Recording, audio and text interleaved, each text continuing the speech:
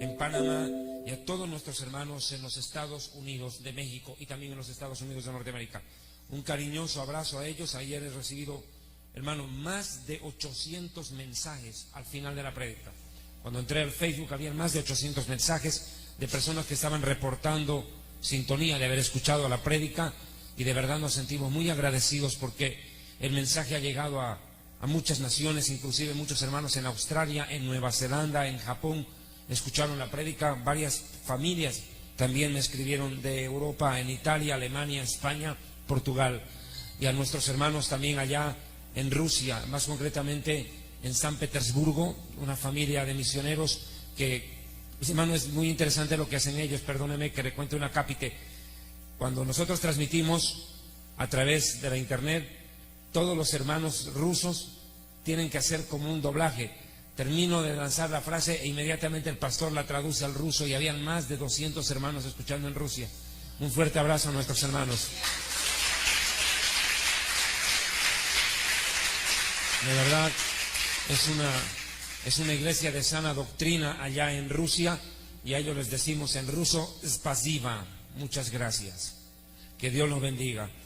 Un sincero agradecimiento a nuestros hermanos allá en Rusia. Dios mediante podamos ir el próximo año allá a visitar algunos países de Europa. Pero sin más ni más, ya es tiempo. A este momento me está escribiendo una familia, hermano, de Italia.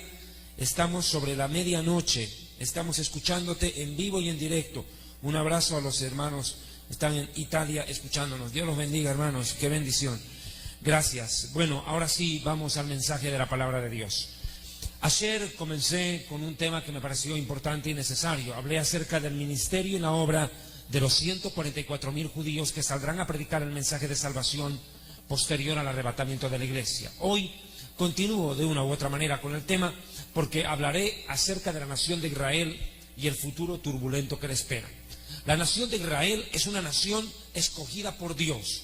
Por más de que hayan millones de detractores que se empecinen en tratar de defender lo indefendible y en decir, como lo dijo hace pocas horas atrás el representante de la Baticueva en Jerusalén. El líder del Vaticano en Jerusalén dijo una declaración que ha causado un verdadero aspaviento en las últimas horas, y que los mismos periódicos israelíes como el Jerusalén Post y otros más han hecho eco en protesta. El mismo gobierno de Israel dijo que va a mandar una nota de protesta por las últimas declaraciones del representante católico ante Israel, que dijo abiertamente que Israel ya no es el pueblo de Dios.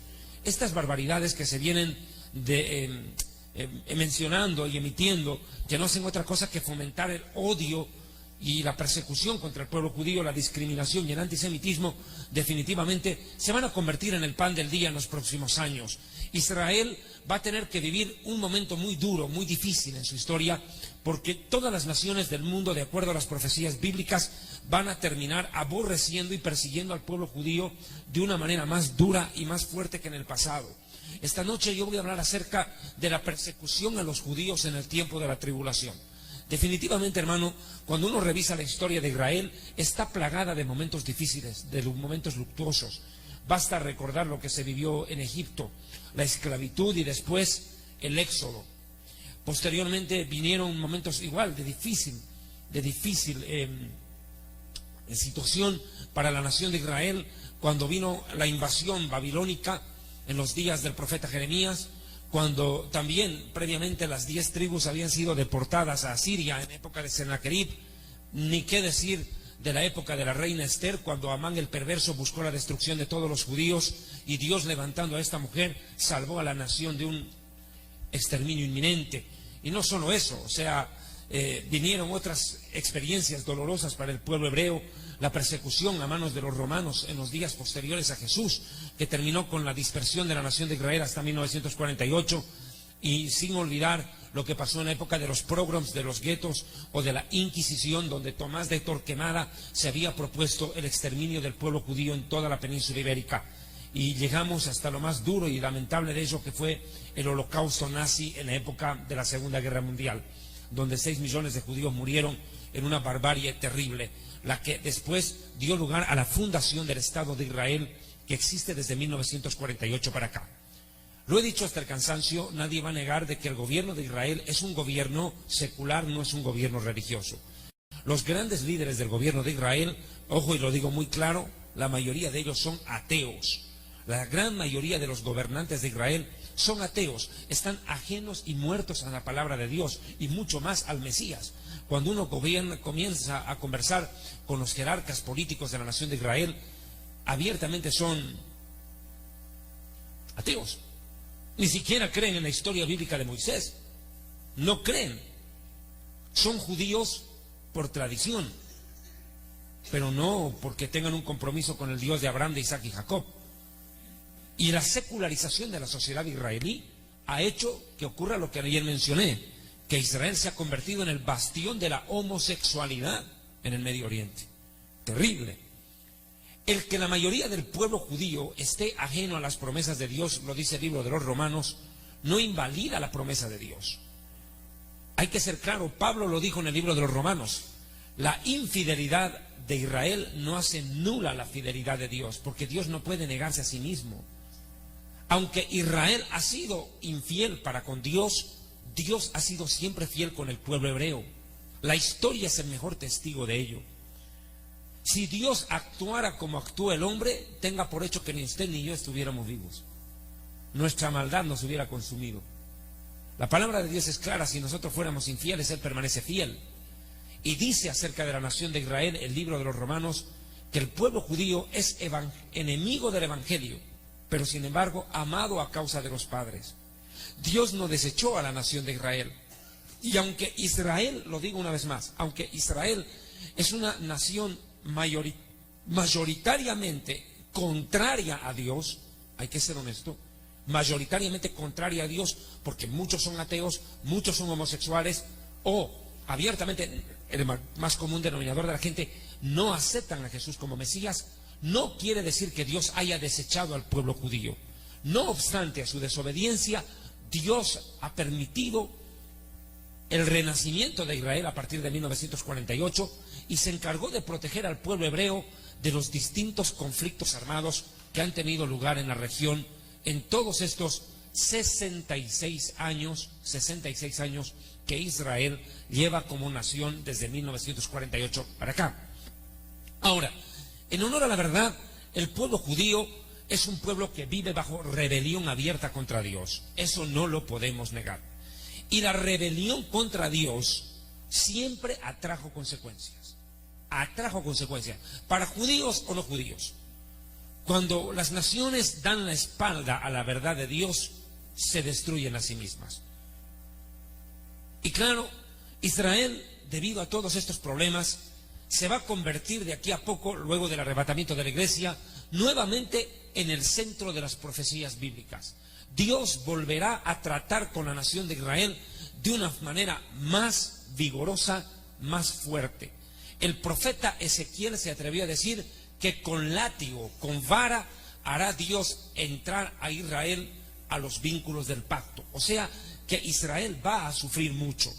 Los profetas de la Biblia nunca auguraron, jamás, ni siquiera Moisés, el más grande profeta de Israel en la antigüedad, escritor y autor de los libros de Génesis a Deuteronomio, ni siquiera Moisés se atrevió a profetizar un futuro fácil para la nación de Israel en los últimos tiempos. Por el contrario, Moisés dijo abiertamente que la nación de Israel viviría grandes momentos de dolor sobre el final de los días previos a la redención. Israel rechazó la redención por medio del Mesías, pero no definitivamente. Jesús regresará, volverá otra vez, y no estoy hablando del arrebatamiento, estoy hablando de la segunda venida. Jesús, el Mesías, Yeshua HaMashiach, volverá a Israel, e Israel en la segunda oportunidad aceptará la redención que en principio desechó. Ahora, el rechazo temporal de Israel a la redención dio lugar a la salvación de ustedes. Si Israel de entrada aceptaba la salvación por medio de Jesús, hermano, los gentiles quedaban aislados. Es por eso de que el libro de los Romanos explica textualmente que por la incredulidad de los judíos que fueron desgajados de su olivo, tú, olivo silvestre, fuiste injertado contra naturaleza en el olivo que es la nación de Israel. Más claro, y se lo voy a decir con respeto, pero también con seriedad y con claridad meridiana. En esa silla donde vos estás sentado, tendría que estar un judío. Porque la Biblia dice que el Evangelio es poder de Dios para salvación a todo aquel que cree, pero primero al judío. Ese es su lugar, es el lugar del judío. Pero como la nación de Israel rechazó la salvación hecha por el Mesías, dio lugar a que Dios le diera una lección a la nación de Israel. Para provocar a celos al pueblo hebreo, Dios los escogió a ustedes. Lo dice la Biblia, para provocarlos a celos. Más claro, Israel provocó a celos a Dios. ¿Cuándo? Cuando empezó a adorar ídolos. Cuando la nación de Israel, a través de los grandes reyes de la historia, se inclinó a la idolatría, provocaron a celos a Dios. La Biblia dice que Dios es fuerte y celoso. Él no tolera ver a su pueblo prostituido tras la idolatría. Entonces Dios le hizo sentir en carne propia a la nación de Israel. Mire, se lo voy a decir de una manera muy objetiva. Cuando un judío escucha a un evangélico hablar, y yo lo digo porque he tenido la oportunidad de vivirlo hace muchos años antes de yo conocer el evangelio, y lo veo comúnmente cuando mis amigos israelíes o judíos me dicen: oye, yo tengo evangélicos en mi empresa, ¿y qué piensas de ellos? No, me parecen medio locos, pero son buena onda. Así, ¿y por qué? Me dice: es que estos cuates saben de Moisés, saben de Elías, saben de Abraham más que nosotros, aman al Dios de Israel. Lo único que sí me parece raro que crean en Jesús como Mesías, pero bueno, es cosa de ellos. Pero, mira, hermano, me dice, esos evangélicos aman a Israel, aman al Dios de nuestros padres, pero a veces, no sé, hablan tanto del Dios de Israel que ya como que ya me cansan. No, no te cansan, te dan celos. Contra el Estado, acabar con él. Pero lo más gracioso es que hay movimientos de disque cristianos afiliados a ellos, que en vez de orar por Israel, quieren que Israel desaparezca, y se solidarizan con los palestinos y no con los israelíes. Bueno, la Biblia es clara: maldeciré el que te maldiga, bendeciré el que te bendiga. La Biblia manda a orar por Israel. Ahora, que Israel esté gobernado o no por gente creyente o atea, ese no es el tema. Porque sobre todas las cosas el soberano de la historia es Dios, el Rey de Israel. Dios se encargará, aún por medio de la desobediencia de Israel, de llevar su plan. La Biblia dice que Israel está endurecido en parte, dice Romanos, en parte, hasta que haya entrado la plenitud de los gentiles. Y cuando hayan entrado a la plenitud de los gentiles, me explico, cuando en el plan perfecto de Dios ocurre el arrebatamiento de la iglesia, y la mayoría de la iglesia, que hoy es conformada por ustedes que no son judíos, sean trasladados a los cielos en el arrebatamiento, ese momento acabará la plenitud de los gentiles, y ahí Dios tratará directa y claramente con Israel.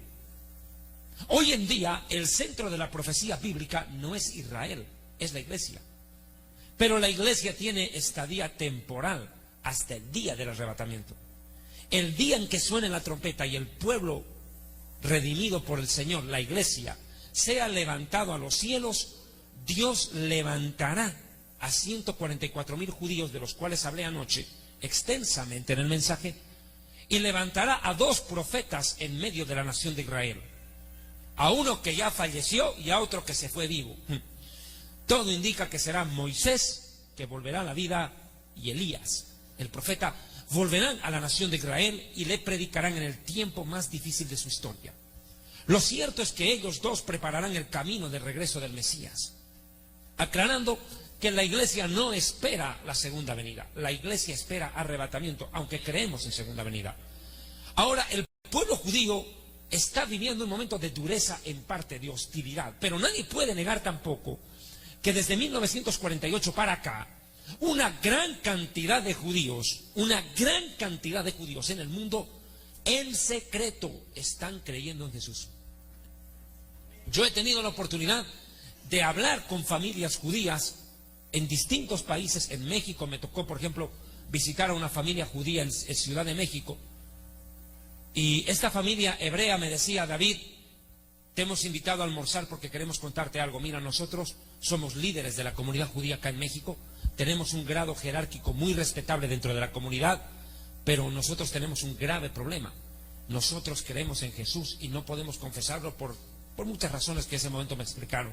Pero yo entiendo, miles de judíos creen en Jesús en secreto. Saben que Él es el Mesías. Y aunque usted no crea, esto es lo que más lo va a sorprender. Cientos de rabinos, estudiosos de la Torá, saben que Jesús es el Mesías. Pero no lo dicen. Usted puede decir, ¿pero cómo es eso? Pues pregúntele a los curas que están en la misma vaina.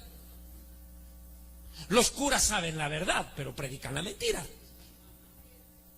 Ellos no son tontos, ellos saben, porque esos tipos estudiaron, tienen formación académica. Esos no son religiosos por convicción, sino son religiosos por formación académica. Ellos estudian, ellos saben, traducen textos bíblicos, conocen arameo, griego, hebreo. Ellos leen la Biblia en idioma original, los curas leen eso. ¿Cómo no van a saber? Otra cosa es que no la obedezcan, pero que la saben, la saben. Como yo hace poco tiempo atrás me encontraba con un amigo mío en Nicaragua que me contaba su testimonio. Él llegó a creer en el Señor y se convirtió al Evangelio. Y miren lo que le ocurrió al cuate. Este amigo mío en Nicaragua, cuando se convirtió al Evangelio, fue y lo buscó al cura, que era amigo de la familia, es más, casi ligado a la familia, el cura del pueblo. Le dijo, ¿cómo puede ser posible que tú, que eres cura,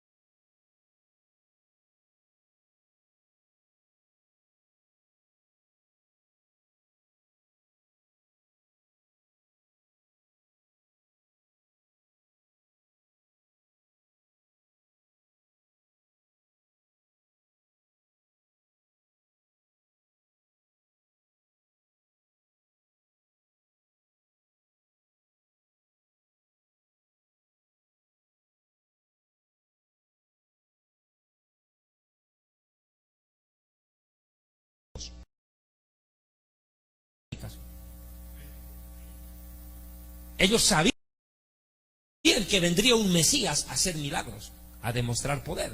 Pero cuando ya vino, ¡pum!, trataron de anular esas enseñanzas de los rabinos. Por si acaso el libro Historia del Futuro al final está a su disposición, justo está llegando. Mire, entonces, ¿qué pasó? Y esto vale para todos nuestros hermanos en Colombia también que me han pedido, y en México tenemos ya libros a disposición. Los hermanos, por favor, contáctense conmigo por el Facebook para que yo les dé los datos en México y en Colombia. Bien, escúcheme, vuelvo al tema. Muchos rabinos saben perfectamente que Jesús es el Mesías de Israel. Lo saben de una manera clara, contundente, precisa. Inclusive, yo me voy a atrever a contarle un testimonio muy concreto que ocurrió en una yeshiva. ¿Qué es una yeshiva? Es un centro de formación para rabinos. Ustedes saben que un cura tiene que ir al seminario, excepto aquí en Medellín es el más famoso de los seminarios teológicos católicos, apostólicos, melancólicos, diabólicos, alcohólicos, icos. Bueno, acá está uno de los más famosos seminarios teológicos para sacerdotes de Colombia. Muchos se profesionalizan acá como sacerdotes. Pero en Israel se llaman yeshivot o yeshiva en singular. Y le voy a contar lo que ocurrió en el año 1998 o 99, no estoy muy seguro. Pero fue muy bullado, muy sonado lo que ocurrió en Israel. Póngame atención.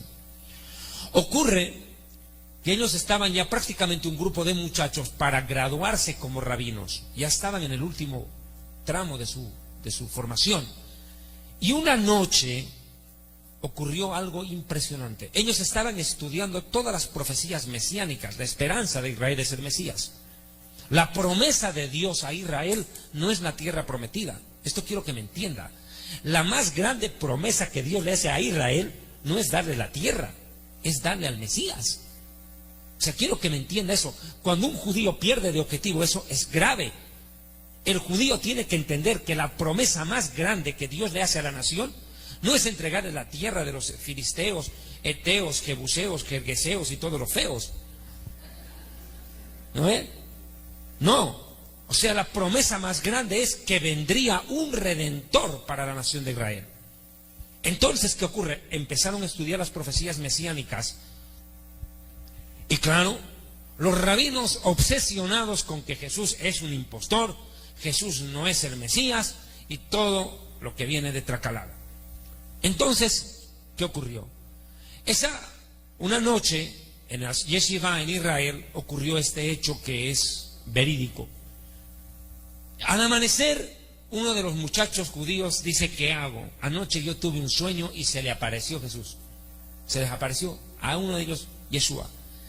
Y estaba y decía, y Jesús se le apareció y le habló y le dijo que era el Mesías. Dijo: ¿y ahora qué hago?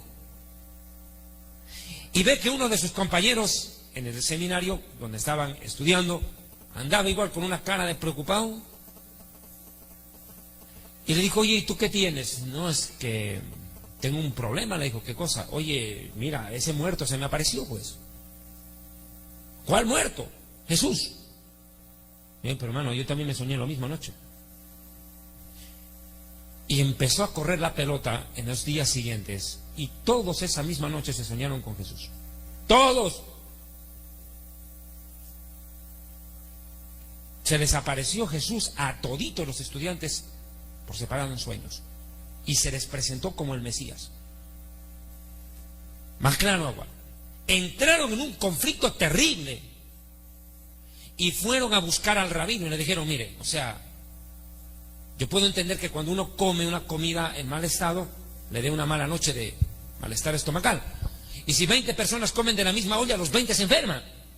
Pero esto no estamos hablando de un problema de intoxicación alimentaria que afecta al estómago. Estamos hablando de un verdadero problema que se desató ahí dentro, según ellos. Van y lo buscan al rabino y le dicen: rabino, nosotros estamos preocupados porque todos nosotros hemos tenido el mismo sueño en común. Y el rabino les dice: bueno, si todos se sueñan lo mismo, es que Dios manda un mensaje. Es una ley del judaísmo. Cuando varias personas sueñan lo mismo, es que Dios está dando un mensaje. Es una ley básica del judaísmo. Otra ley del judaísmo es: un sueño sin interpretar es como una carta sin leer. Es otra segunda ley del judaísmo en el término de los sueños. Así lo explican los sabios. Lo dije anoche y lo digo hoy. A mí me causa gracia cuando salen en internet a decir: David Diamond no es judío. Hermano, cuando un judío llega a creer en Jesús, todos sus hermanos lo desconocen. Si a Jesús, siendo judío, no lo aceptan, ¿qué será nosotros? ¿Qué somos? Jesús dijo: si de mí, que soy el árbol verde, hacen esto, que harán de ustedes tronco seco.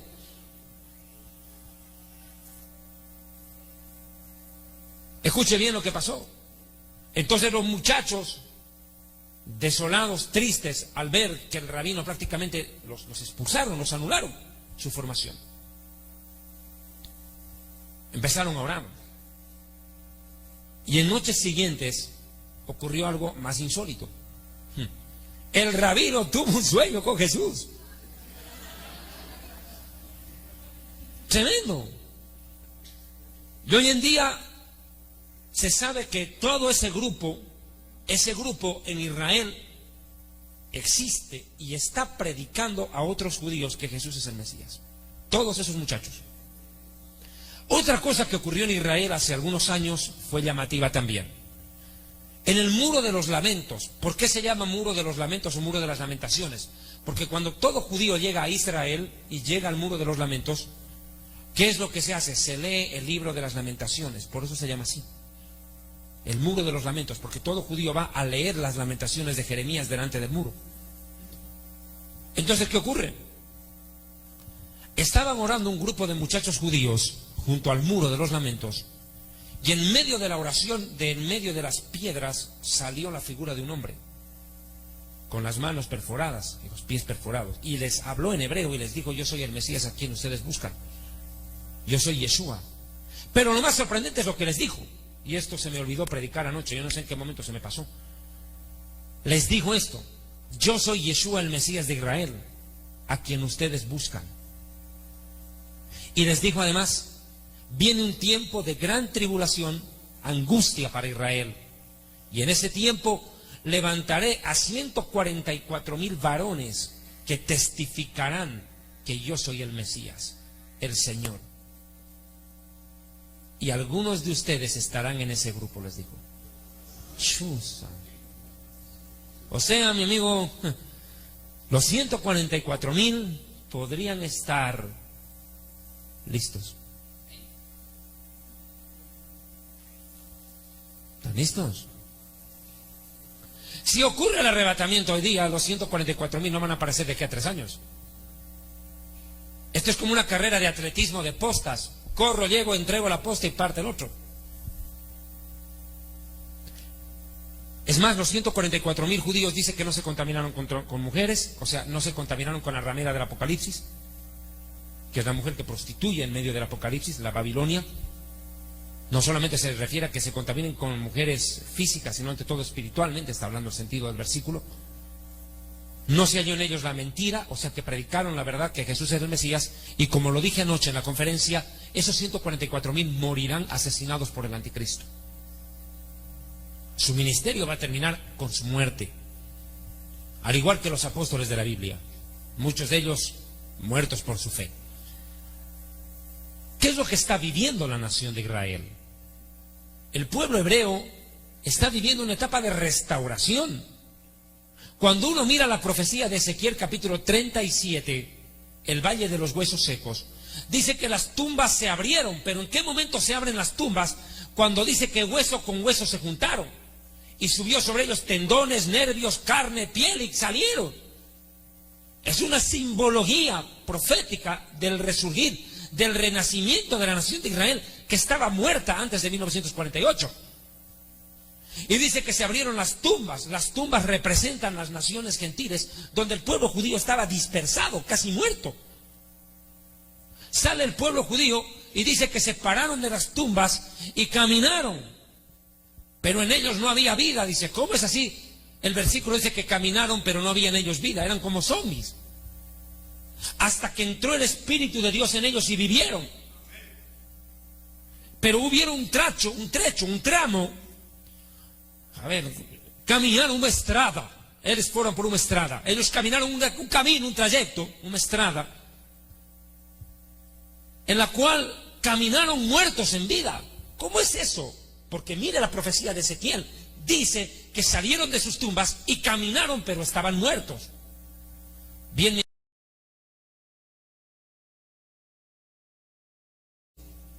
se restaura. Pero cuando Israel ya está en su tierra, comienza la segunda restauración, la espiritual. ¿Qué involucra la restauración espiritual?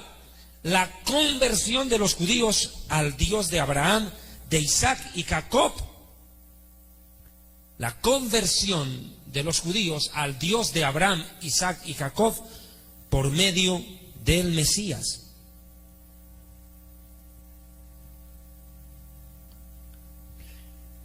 Mire, o sea, y no solo es eso, sino que, escuchen, atiéndame, no solo que los judíos regresan al Dios de Israel por medio de Jesús, o sea, conversión de judíos a Jesús. Le voy a dar un dato. El gobierno de Israel estaba en un tremendo problema hace 4 años. No se reconocía como judíos prácticamente en medio de la comunidad a los judíos creyentes en Jesús. La pasaban muy mal. Inclusive, hace pocos años atrás, un judío intentó matar a otro judío por creer en Jesús. Le mandó un sobre y cuando abrieron el sobre explotó una bomba y le voló la mano a uno de ellos. Eso provocó que los judíos creyentes en Jesús exijan al gobierno de Israel protección contra el terrorismo. Mire, terrorismo practicado por judío contra judío por creer en Jesús. ¿Y cuál fue la decisión del gobierno de Israel? Dijo, los judíos que creen en Jesús son tan judíos como cualquiera que es judío y no se los puede prohibir de creer en lo que creen. Punto. Por tanto, ¿qué pasó? Ahora el gobierno de Israel protege a la minoría de la comunidad judía que cree en Jesús. La protege después de ese atentado. ¿Y qué ha provocado? Segundo dato, póngame cuidado a esto. Esto es importante. que la cantidad de judíos creyentes en Jesús haya aumentado en el mundo. Ahí está Paul Wilbur, que para mí todavía es un ecuménico que, desgraciadamente, siendo judío, pues tengo que decirlo, Paul Wilbur se ha convertido en un cantante ecuménico. Anda metido con los apóstoles de la prosperidad, canta donde lo invitan, mientras le paguen canta.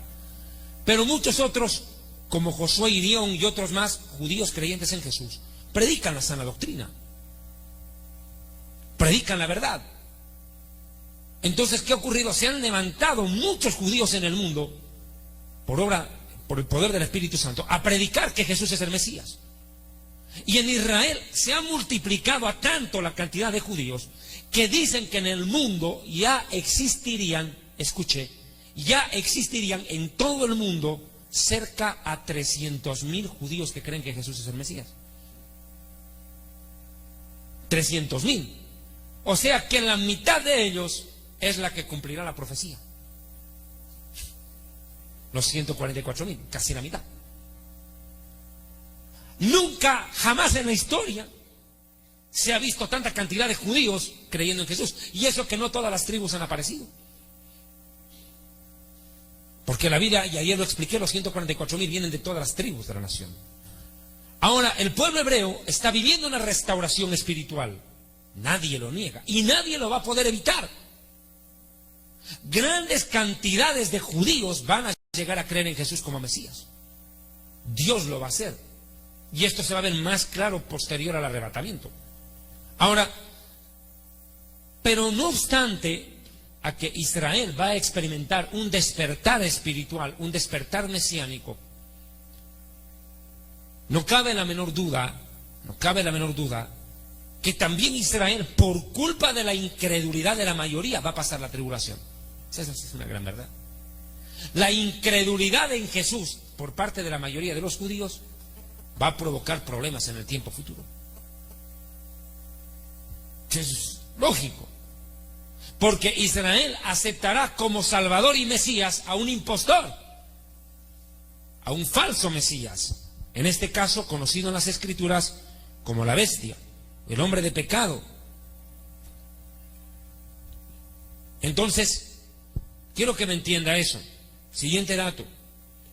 La nación de Israel está descrita en el Apocalipsis como una mujer que va a vivir momentos de angustia. El Apocalipsis presenta 3 mujeres. Jezabel, la nación de Israel en el Apocalipsis 12 y la ramera del Apocalipsis 17, la falsa iglesia. Veamos por favor, sin más preámbulo, Apocalipsis capítulo 12.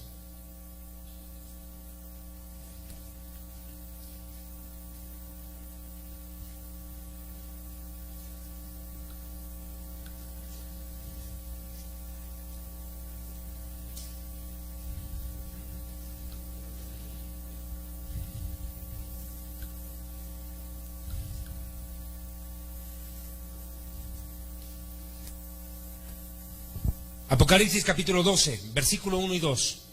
Vi una señal grande en el cielo. Una mujer vestida de sol, con la luna debajo de sus pies. Y sobre su cabeza una corona con 2 estrellas.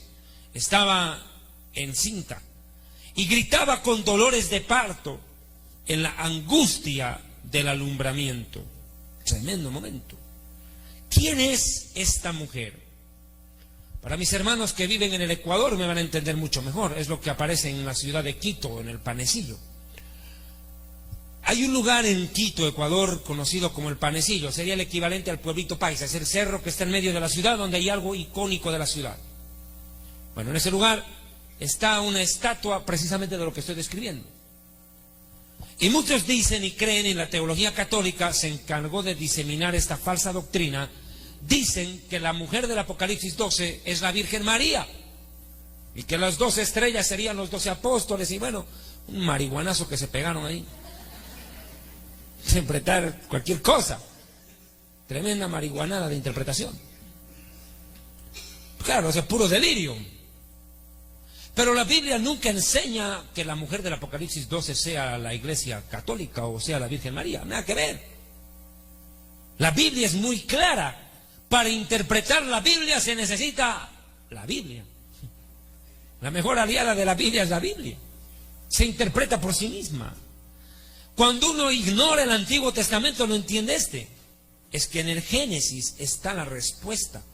¿Quién es? Génesis 37:9. ¿Quién es esta mujer? Esto recuerda la historia de un hombre llamado Joseph. José.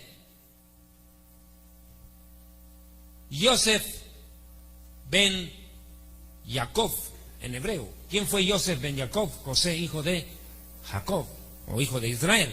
Joseph ben Israel. ¿Qué pasó con él? José era un soñador y tuvo unos sueños que cuando los contaba a sus hermanos provocaba la envidia de ellos y después lo quisieron linchar. Y este fue uno de los sueños que provocó que casi lo mate. Y soñó aún otro sueño y lo contó a sus hermanos diciendo: he aquí he soñado otro sueño. El sol y la luna y 11 estrellas se inclinaban hacia mí. ¡Wow! Tremendo. Verso 10. Y también se lo contó a su padre y a sus hermanos. Y su padre le reprendió. Mire, le reprendió. Y díjole: ¿qué sueño es este que soñaste?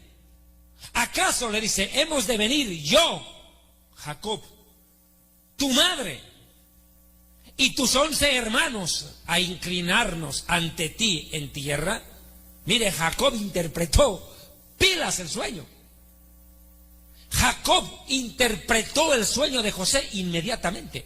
Dijo: este cuate lo que está diciendo es que yo, su propio padre y su madre, más todos sus hermanos, toda la familia, nos vamos a inclinar ante él. Este muchacho para agarrar un palo y darle en la jeta. ¿Cómo se va a soñar eso?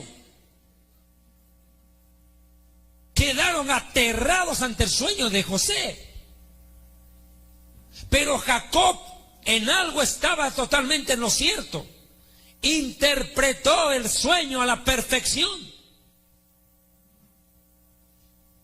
Literalmente lo que estaba diciendo José en ese sueño era que todos sus hermanos se inclinarían.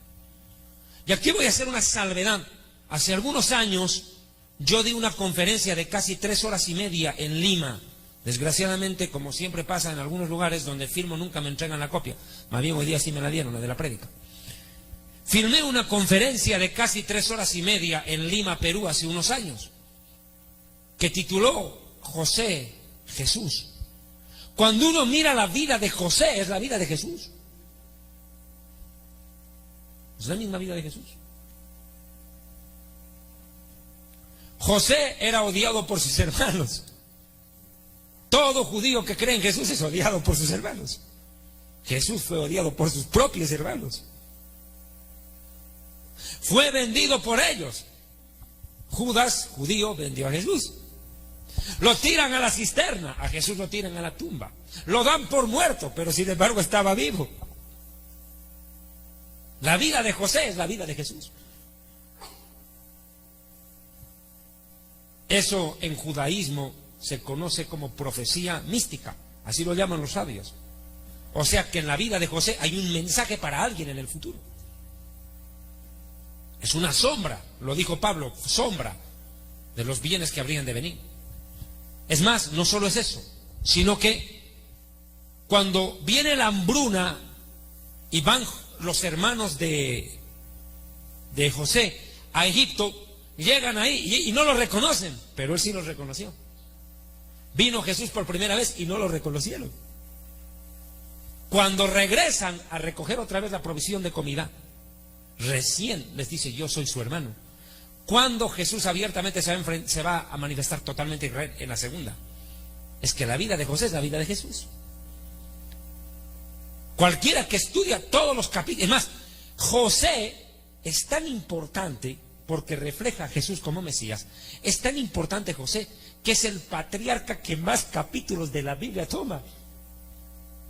De Abraham, ¿cuántos capítulos habla? Desde el Génesis 12 hasta el 18, creo, hasta el 18. Isaac agarra del 19 hasta el 24. Jacob del 24 hasta el 29. Y del 29 para el final, todo es José. Porque José es un tipo del Mesías. Es un tipo, cuando digo tipo es tipología, un símbolo del Mesías.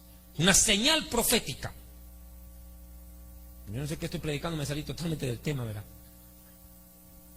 Entonces, ¿qué ocurrió?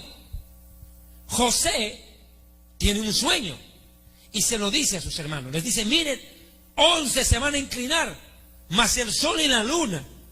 Jacob, que es Israel, porque Dios le dijo a Jacob, ya no te llamarás más Jacob, te llamarás Israel. Escuche bien.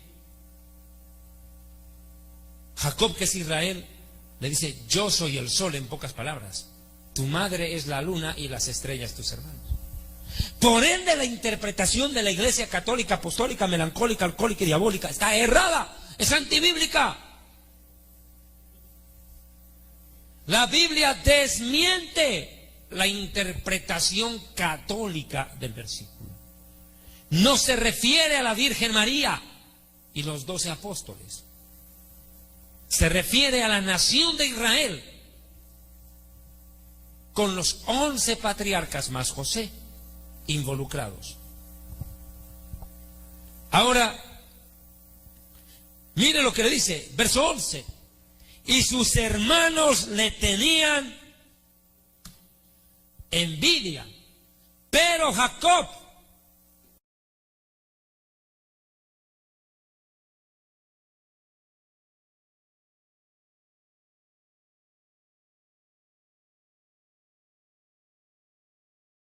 su padre meditaba en esto, decía, pero ¿qué es esto?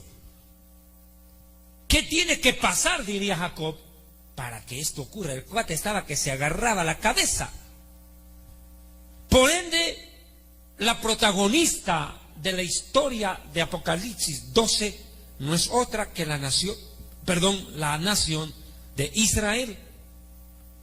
La iglesia estará hasta el Apocalipsis 4, ayer lo prediqué. Pero en el Apocalipsis 12 claramente se ve que es Israel el protagonista central. Los 144.000 judíos, los 2 testigos son judíos. Las profecías van a girar en torno a Jerusalén y a Israel en el tiempo venidero. Ahora bien, siguiente dato de esto, versículo 3. Apocalipsis 12, verso 3. Apocalipsis 12:3, y mandamos un saludo a todos nuestros hermanos que se están allegando a la sintonía. También quiero enviar un saludo a nuestros hermanos en la hermosa nación sudamericana del Paraguay. Están escuchando muchos hermanos nuestros en el Paraguay. Yandeyara, Tanderobasá, Paraguay, Rojaigú. Dios los bendiga, paraguayos. Yo te amo, Paraguay, dice en guaraní, Rojaigú. Un abrazo a nuestros hermanos en la calurosa Asunción, en Ciudad del Este, en Pedro Juan Caballero, en Encarnación, en Capiatá, en Fernando de la Mora, en tantas ciudades bonitas que tiene el Paraguay. Un abrazo a nuestros hermanos paraguayos desde Colombia. Un fuerte aplauso, Señor. Dios bendiga Paraguay. Dios lo bendiga, paraguayos. Un fuerte abrazo a nuestros hermanos en la República del Paraguay y a todos nuestros hermanos guaraníes que están en el mundo entero escuchando este mensaje. De verdad, un abrazo a nuestros hermanos paraguayos. Hoy día estuve tomando un rico tereré. Está saboreando el tereré paraguayo por acá. Bien, vamos por favor al siguiente pasaje. Apocalipsis 12, versículo 3. Y fue vista otra señal. Miren, en Apocalipsis 12 hay 2 señales claras. La primera, la mujer vestida de sol. Y la segunda es esta: un dragón. Un dragón. Esa no es una suegra, verá que no. No se asuste. Un dragón escarlata, pero no cualquier dragón, un gran dragón. Muchas veces dicen, hermano, los dinosaurios existieron, los dragones existieron. Claro, si no hubieran existido, ¿cómo Dios los usa como comparación? ¿Cómo entenderíamos algo que es mitología y no existió? Dios no defiende la mitología, sino habla de los propios ejemplos que Él usó en la naturaleza para explicar algo. Hay que ser claro y concreto en esto, hermano. La Biblia en el Génesis capítulo 1 dice que Dios creó los grandes monstruos marinos, pero la palabra monstruo está mal traducida. Dice reptiles de mar. Dragones, también dinosaurios, todo eso vivió ahí, fue creado. Los dragones existieron, y en el libro de Job habla de ellos, Leviatán y Behemoth. Don Dragón y Doña Dragona, vea la historia. Eran pareja, esos dos. Ahora miren, fue vista otra gran señal en el cielo, aquí un gran dragón rojo, que tenía 7 cabezas y 10 cuernos, y en sus cabezas 7 diademas. Mire la señal que apareció. Su cola arrastró la tercera parte de las estrellas del cielo y las lanzó contra la tierra. Y el dragón se paró enfrente de la mujer que estaba para dar a luz, a fin de tragárselo, de devorarlo, a su hijo, tan pronto como naciera. Pero la mujer, que no es la Virgen María, sino la nación de Israel, dio a luz un hijo varón, que va a gobernar a las naciones con vara de hierro. El único rey que puede gobernar a todas las naciones es el Mesías. Nada más. Y su hijo fue, escuche, arrebatado para Dios y su trono. Esta gente que dice que no hay arrebatamiento de la iglesia, grave problema. Porque si no hay arrebatamiento, tampoco Jesús fue arrebatado. En la Biblia se habla de 7 arrebatamientos. 7 hay. El primero es Enoc, se va vivo al cielo. El segundo es Elías. El tercero fue el Mesías, que se fue vivo al cielo después de resucitar. El cuarto arrebatamiento lo da en la escritura el eunuco etíope, Felipe, quien le predica al eunuco etíope, Felipe, que es arrebatado por el Espíritu Santo después de bautizar al eunuco, del cual ayer hablé precisamente en la prédica. El quinto arrebatamiento es el apóstol Pablo en el libro de 2 de Corintios 12, que se fue al tercer cielo. 5 arrebatamientos hasta ahí: Enoc, Elías, Mesías, Felipe y Pablo. El sexto arrebatamiento está para ocurrir, y ese no es de un individuo, sino de la iglesia. El sexto arrebatamiento es el de la iglesia, está pronto a ocurrir. Y luego viene el séptimo arrebatamiento, el último, el de los 2 testigos que mueran asesinados en Jerusalén y suben vivos al cielo. Son 7 arrebatamientos en la Biblia. Cuando la gente sale y dice no hay arrebatamiento, grave, están desconociendo que el mismo Jesús fue arrebatado. Pero pronto nos vamos. ¿Cuántos alaban a Dios? Sí. Cristo viene, el tiempo está cerca, pronto vuela la iglesia al cielo.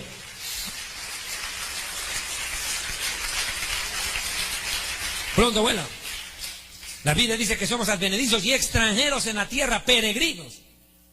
Y la morada de la iglesia es la Nueva Jerusalén. La Biblia dice que nuestra ciudadanía está en el cielo. Y cuando la iglesia entra a su ciudadanía, a su morada, a su madre patria, en el arrebatamiento. Por eso los predicadores que dicen la iglesia va a entrar a la tribulación, lo que les dije anoche, cuando a mí me dijo ese amigo ahí, me dijo ese predicador, yo creo que nosotros vamos a entrar a la tribulación, me dijo. Pues hágase conforme a los deseos de tu corazón, Dios te los conceda. Feliz tribulación. Saludos al anticristo. Saludo a la bestia, al falso profeta. Que te vaya chévere. Y si te da hambre, come pasto. Millones de vacas no pueden equivocarse. Como decía Facundo Cabral. Bueno, escuche, vuelvo al tema. Aquí viene un tema, un detalle importante. Yeshua es el Mesías arrebatado para Dios y su trono. Pero ¿en qué momento? Cuando el dragón escarlata se para enfrente de la mujer a querer devorar al hijo tan pronto como naciera. ¿Qué momento de la historia está describiendo esta profecía? Mateo 2, verso 13, adelante. Se cumple ahí. Mateo 2. Se cumple ahí. Ahí está la explicación. Es que yo le digo, para explicar la Biblia hay que ir a la misma Biblia. Y oyendo esto, el rey Herodes, 2 verso 13 de Mateo. Y partiendo ellos, he aquí un ángel del Señor se le apareció a José y le dijo, levántate, toma al niño y a su madre, la Virgen María, ¿no? Y escapa a Egipto y permanece allá hasta que yo te lo ordene. Porque acontecerá que Herodes buscará al niño para matarlo. No es que Herodes sea el dragón, sino que el diablo utilizó a Herodes para matar a Jesús. En cuanto nació, buscó matarlo. Lo mismo que le pasó a Moisés. 14. Y él despertando, tomó de noche al niño y a su madre y se fue a Egipto.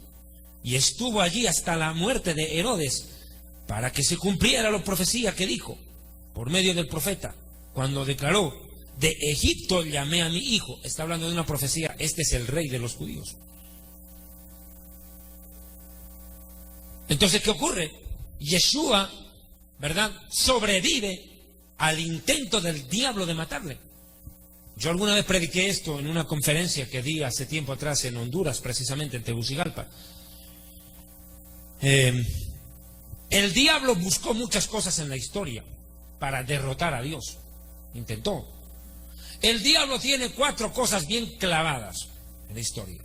Primero, hacer desaparecer la Biblia. Si el diablo hace desaparecer la Biblia, le ganó la guerra a Dios.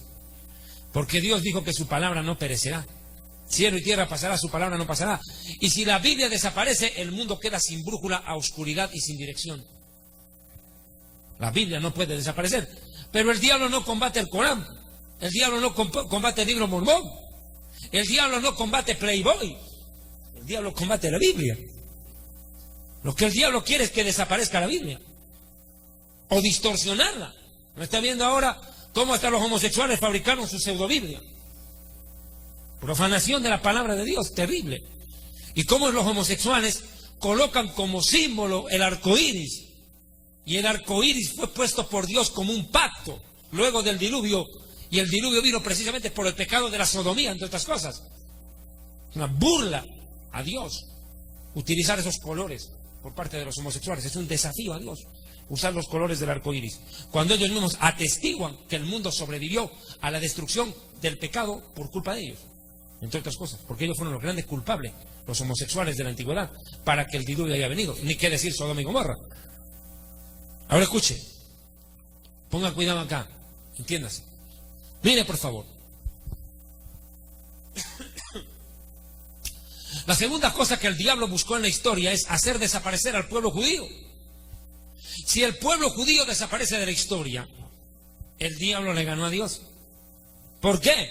Porque lo deja como un mentiroso, incapaz de proteger a su propio pueblo. ¿Cómo queda Dios que promete a Abraham, a Isaac y Jacob, al mismo Moisés y a David, que protegería a la descendencia de los hebreos para siempre? Y viene el diablo y extermina a los judíos. ¿Dónde queda Dios?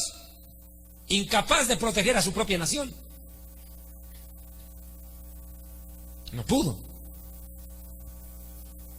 La tercera cosa que buscó el diablo es matar a Jesús en cuanto nació. El diablo quiso acabar con Jesús. Pero el diablo dijo: antes de que llegue a la cruz lo mato ahora, así no salva a la humanidad.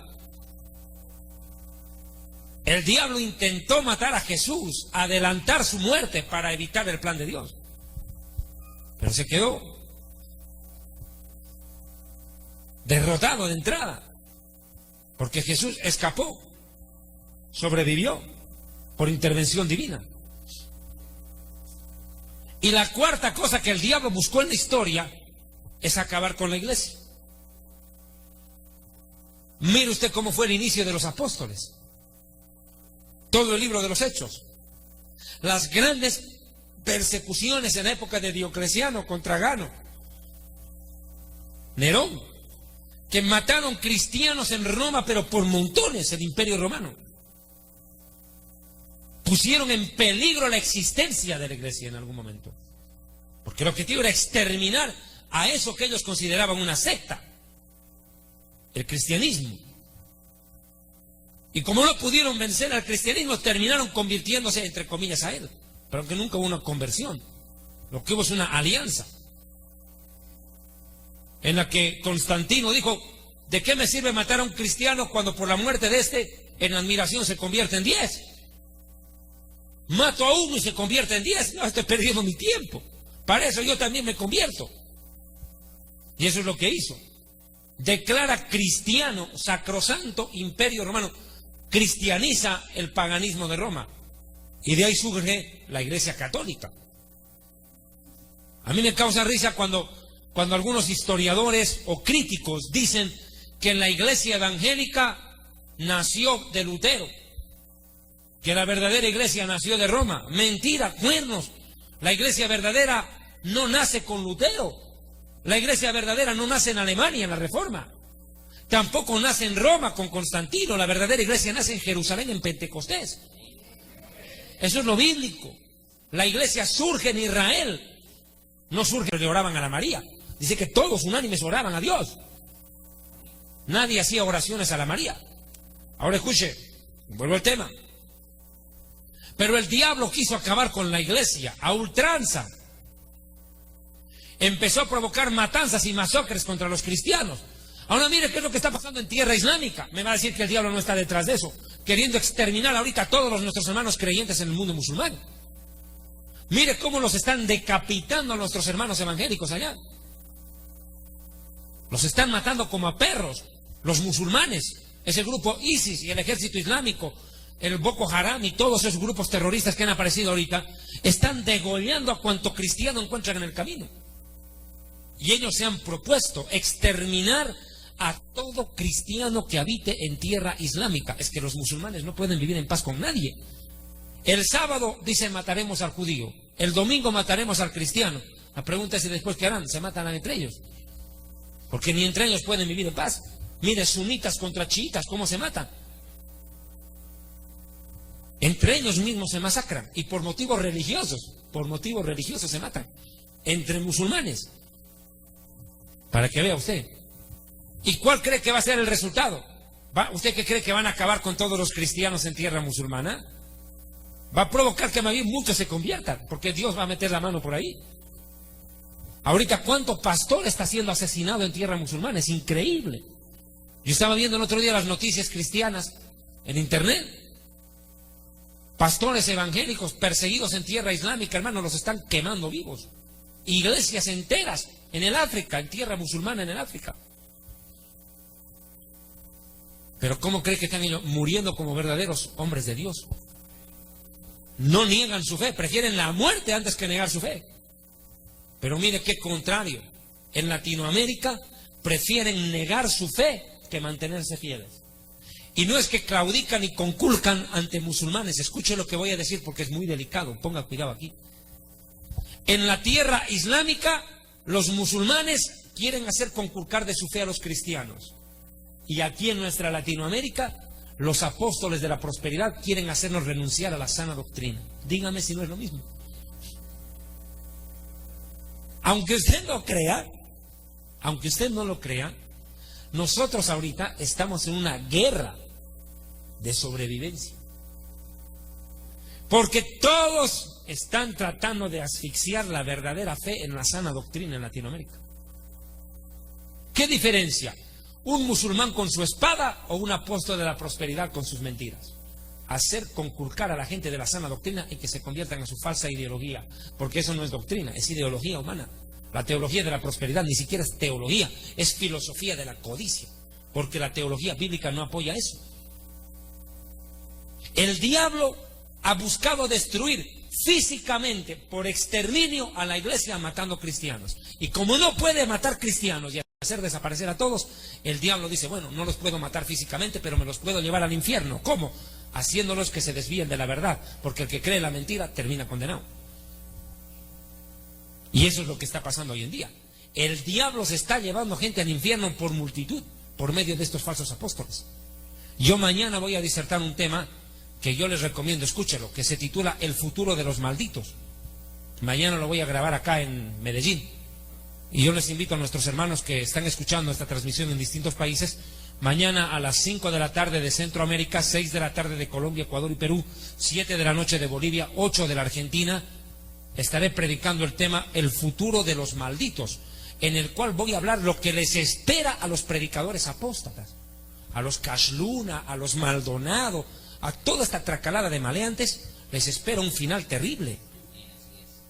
Miren lo dije anoche, y por favor ponga cuidado, lo dije anoche, porque muchos hermanos tal vez no han escuchado la prédica de ayer y lo digo hoy, por favor, permítanme repetirlo. En menos de 30 días ya han muerto 5 predicadores en accidentes fatales, y todos estos predicadores famosos apóstatas. Tony Palmer, el que propició el encuentro entre el Papa y los 4.000 pastores evangélicos que le pidieron perdón al Papa en por medio de internet. ¿Vieron ese video? 4,000 pastores en Estados Unidos le piden perdón al Papa por internet. Ahí estaba Kenneth Copeland, el gerente, prácticamente uno de los grandes líderes de Enlace TVN. Y el mediador, un pastor luterano que dice, por favor, nosotros los luteranos ya no queremos que nos digan protestantes. Lutero protestó contra la iglesia católica a pedir consejo a la filosofía griega. Viajó, dice, al Tíbet a pedir consejería a los lamas. Y como no podía encontrar un sentido de vivir, buscó a Juan el Bautista y le dijo, por favor, bautízame. Eso dice en una prédica. Cuando el mismo Juan el Bautista le dice, no, por favor, no vengas aquí. Yo no puedo bautizarte, tú a mí bautízame, le dice. Por favor, le dice Juan el Bautista, ¿cómo me pides a mí que yo te bautice? Y le dice Jesús a Juan, obedece, le dice. Bautízame, le dice. Sin embargo, Miles Monroe dice que Jesús era un pobre desorientado. Lo dice en esas palabras, era un pobre joven desorientado.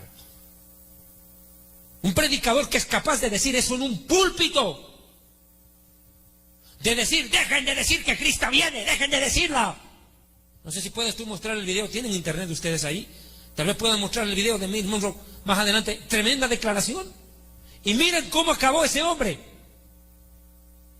Quemado vivo en su propio avión. Y quiero decir esto claro, por favor, entiéndame. Esto tiene que ser tomado por una advertencia para Cash Luna, para Maldonado, Dante Gebel y toda esa tracalada de herejes. No crean ustedes, herejes, que van a poder jugar con Dios. Yo lo dije clarito en México, en el Distrito Federal, en la prédica Babilonia Americana. Yo lo dije el año pasado en México. Está grabado. Porque a mí Dios me habló y el Señor a mí me habló claro y me dijo, yo los voy a cortar a muchos predicadores falsos. Van a morir en el mismo púlpito como Ananías y Zafira, ante su gente. Y muchos otros, me dijo el Señor, van a caer en vergüenza pública y nadie podrá defenderlos porque descubrirán sus delitos.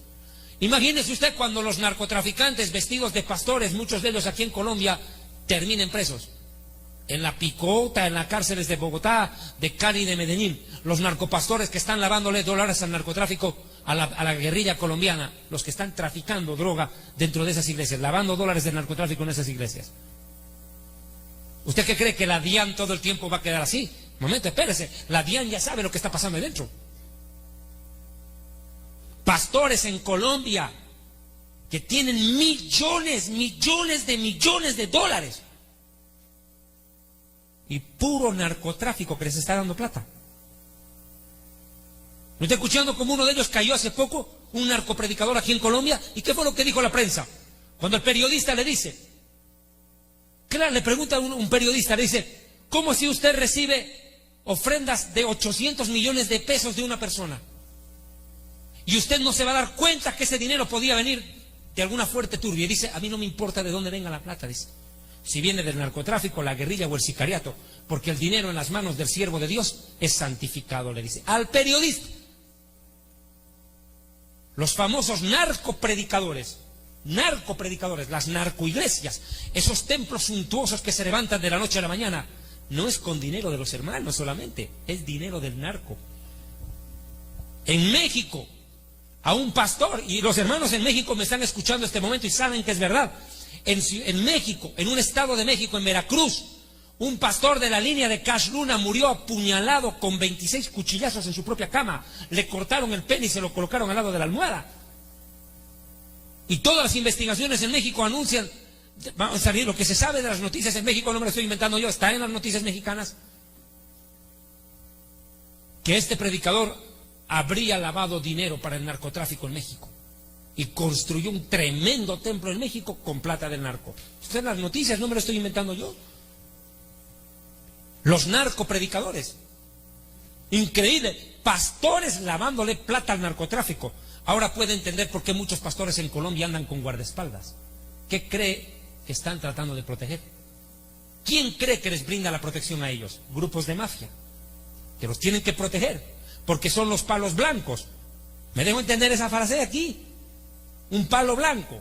O sea, más claro, si alguien mata al siervo de Dios, al predicador, lo fregaron al grupo de narcotraficantes que lava la plata a través de esa iglesia, porque si se muere el predicador, ¿por medio de quién lavan? Tienen que protegerlo, pues.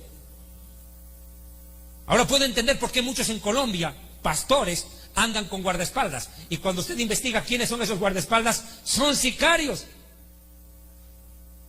Y lo más chistoso, pagados con plata de las ofrendas. Eso es lo más grave. O sea, pastores pagando con dinero de la iglesia. El as que tenía bajo la manga era levantar en medio del pueblo de Dios a falsos predicadores. Como lo dijo en el libro de los Hechos de los Apóstoles. Yo sé que después de mi partida, dijo Hechos 20, el apóstol Pablo, vendrán muchos falsos, lobos rapaces vestidos de oveja, que se introducirán en medio del rebaño y arrastrarán en pos de sí a los discípulos. ¿Cómo puede ser posible que miles de personas, hermanos, mira aquí está, Estados Unidos, Chile, Perú, Venezuela, Australia, Nueva Zelanda, El Salvador, Puerto Rico, Colombia, México, Costa Rica y Brasil? ¡Oh, qué chévere! Dios los bendiga. Un fuerte aplauso, hermano. ¡Qué bendición!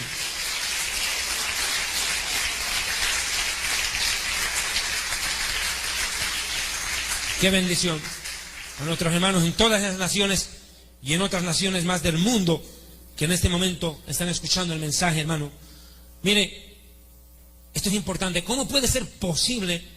Hermano, a mí me sorprende que hijos de pastores, gente que nació en familia evangélica, están metidos donde Randy Macmillan, están metidos donde Carlos Álvarez, están metidos en las iglesias de la apostasía en Medellín. ¿Y sabían ustedes que Colombia, en Medellín, Colombia, es en la ciudad donde más veces curas católicos han participado de cultos evangélicos? ¿Sabía usted que iglesias evangélicas han hecho predicar a curas en Medellín? Y que en una congregación en Medellín hasta repartieron la Santa Cena el cura. Yo lo dije claro y les recomiendo ver a ustedes mi prédica en YouTube, la última que subí, que titula Ecumenismo y Masonería. Terrible lo que está pasando. Pero el diablo quiere acabar con la iglesia, quiere confundir a la iglesia, apartar a los siervos de Dios de la verdad. A los mismos pastores el diablo los agarró y ¡fraca! Se los tiró para adentro. Pero no a todos, para la gloria de Dios. Hermano, el que es de Dios permanece fiel. Los pastores que no son codiciosos, los pastores que no son ambiciosos, que tienen piedad y contentamiento, se van a mantener en la sana doctrina. Pero los codiciosos y los ambiciosos van a terminar de apóstoles, profetas y marihuanos, predicando marihuanadas. El Señor me dijo, el Señor me mostró. ¿Cuál Señor? Como dijo hoy día, estaba viendo en el Facebook una foto que colocaron. El que a cash sigue, sin cash se queda. El que te roban el money al cash y te dejaron en la luna. Terribles herejes, hijos del diablo. Maleantes, choros. Son choros. Este grupo de choros y herejes que se han levantado a chorear a la iglesia. Terrible. A maletearla.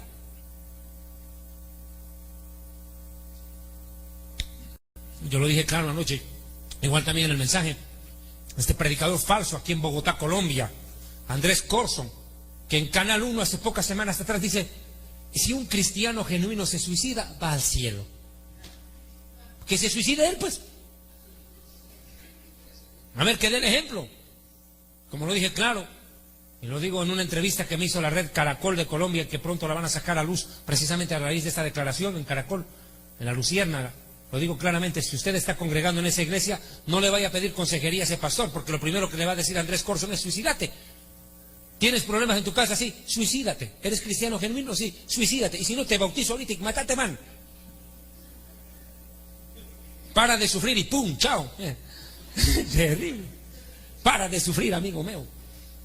Mire usted, es que eso es lo que está pasando. Y discúlpeme, hermano, que haya tenido que hacer un acápite. ¿Me dijo? Te exorcizan ahorita por interrumpir. Miren, esa es la realidad, hermano. Falsos predicadores levantados en medio del pueblo de Dios. Yo ahorita estoy hablando de un mensaje apocalíptico, pero mañana voy a hablar durísimo contra la apostasía. Hay que explicarle la gravedad del desvío doctrinal. Y lo dije claro y me ratifico. Predicador que se desvía de la sana doctrina no tiene perdón de Dios. Porque la Biblia es clara. Comete blasfemia contra el Espíritu Santo. Ustedes no van a ver a Cash Luna, Maldonado en la maratónica devolviendo la plata. Eso no lo van a hacer nunca, hermano. Y si no devuelven la plata, no se salvan.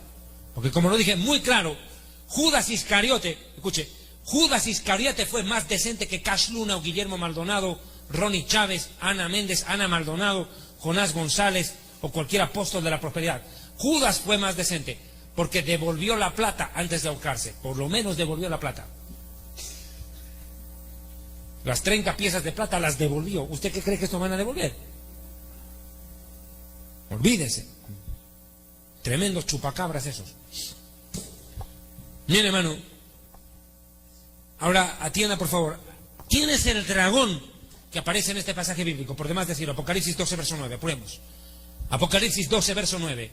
Y fue lanzado fuera el gran dragón, la serpiente antigua que se llama Diablo y Satanás. Fue lanzado y sus ángeles junto a él. Imagínese usted.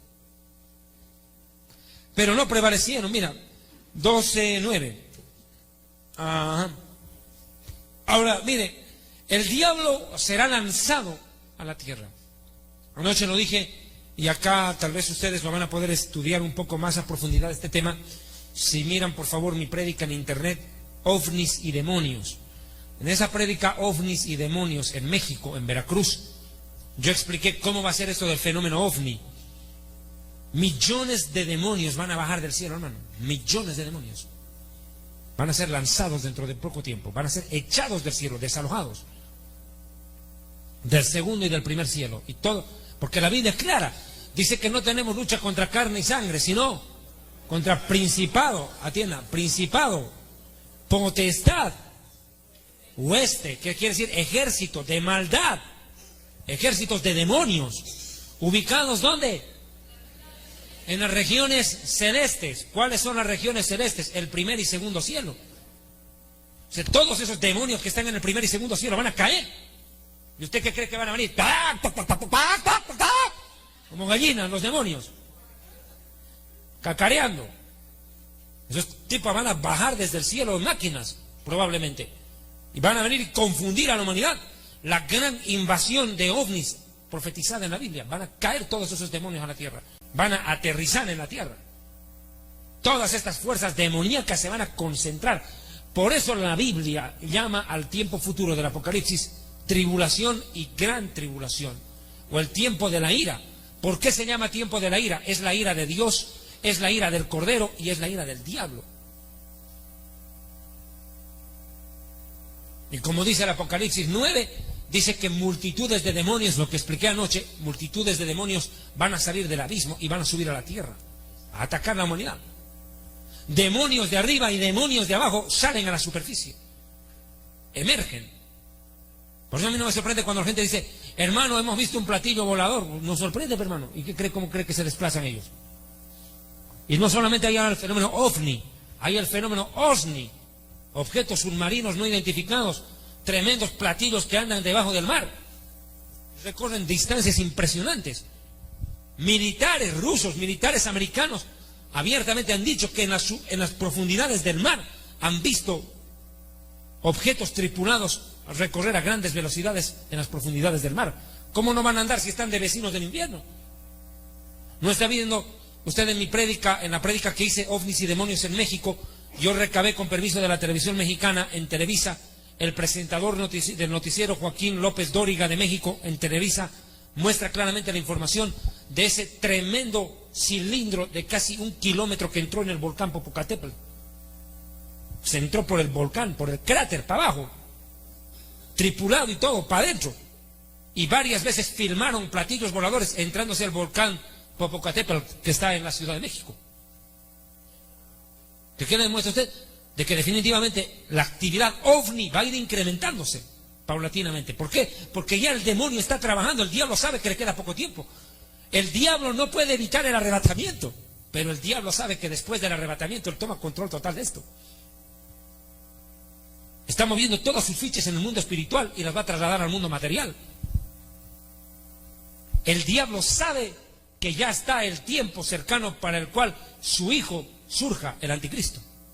Y tiene que respaldar con todo el poder del infierno. La Biblia dice que el infierno, el diablo le dará su trono y gran autoridad al anticristo.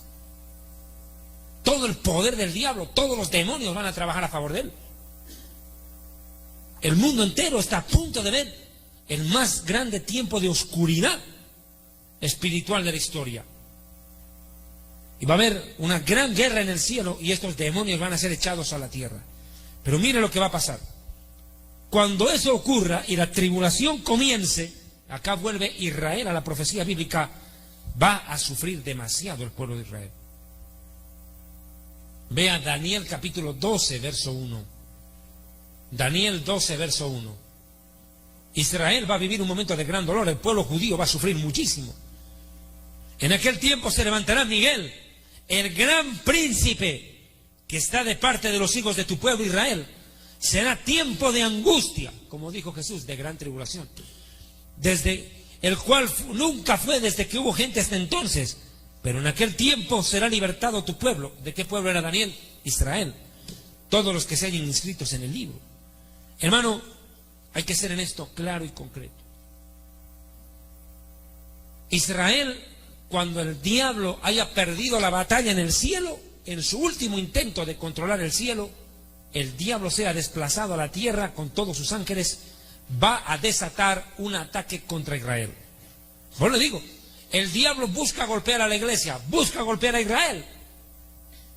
El diablo no puede golpear a Dios, pero puede golpear a sus hijos. ¿Qué te duele más, que golpeen a tu hijo o que te golpeen a ti? Y el diablo busca atacar a los hijos de Dios como sea. La única forma que tiene de atacar a Dios, atacando a los suyos. Mire, ahora, ¿qué es lo que va a pasar en este pasaje bíblico? Permítame, por favor.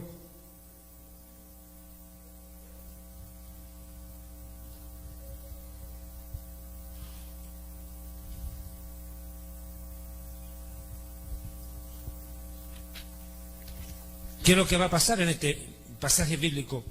Permítame, por favor. Se va a vivir un momento de gran angustia en la nación de Israel. Acá Israel va a entrar a la tribulación. Una gran cantidad de mortandad va a tener lugar en medio de la nación hebrea.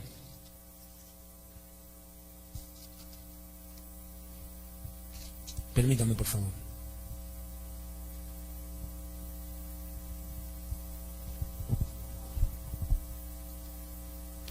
Verso 13 de Apocalipsis 12:13. El diablo cae a tierra y mire lo que va a provocar. Y cuando vio el dragón que había sido arrojado a la tierra, persiguió a la mujer. ¿Quién es la mujer? Israel, que había dado a luz al hijo varón. Persecución contra los judíos. Una gran persecución. El diablo viene con todo a provocar una calamidad. ¿Y qué más dice acá?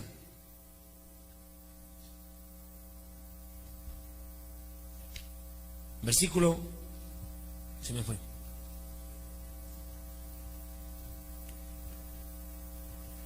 Ahora vea Apocalipsis 12, verso 6.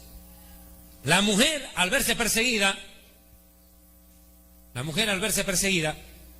huyó al desierto, donde tenía un lugar preparado por Dios para ser sustentada.